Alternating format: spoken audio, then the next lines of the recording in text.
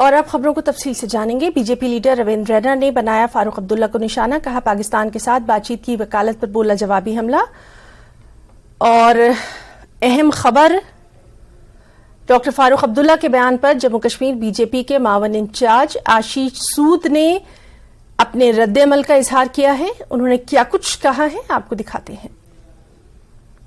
फारूक अब्दुल्ला जी ने आज फिर पाकिस्तान से बातचीत की वकालत की है। फारूक अब्दुल्ला जी के इस स्टैंड की जितनी भी निंदा की जाए कम है।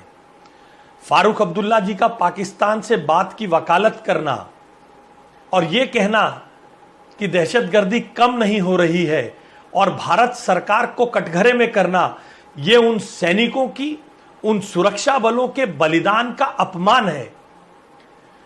पाकिस्तान हमारे देश में आकर क्रॉस बॉर्डर टेररिज्म को बढ़ावा दे और फारूक अब्दुल्ला जैसे लोग उनसे बात की वकालत करें तो यह ओवरग्राउंड सपोर्ट ही कहलाएगा। यह पाक समर्थित आतंकवाद की ओवरग्राउंड सपोर्ट है और हमारे सैनिकों के बलिदान की, हमारे सुरक्षा बलों की मेहनत का अपमान है। फारूक जी, आपको अपनी राजनीति बचाने के लिए, अपने वोट बैंक के लिए, जमायत के कुछ एलिमेंट को खुश करने के लिए पाकिस्तान से बात करते रहने का शौक चर्रा चुका है।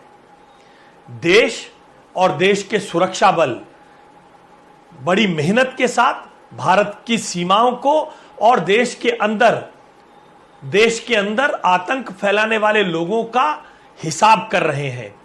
आपका यह सब स्टेटमेंट्स देश के खिलाफ जाता है। आपको पता नहीं यह क्यों समझ नहीं आता। मैं फारूक अब्दुल्ला जी के बयान की कठोर निंदा करता हूं।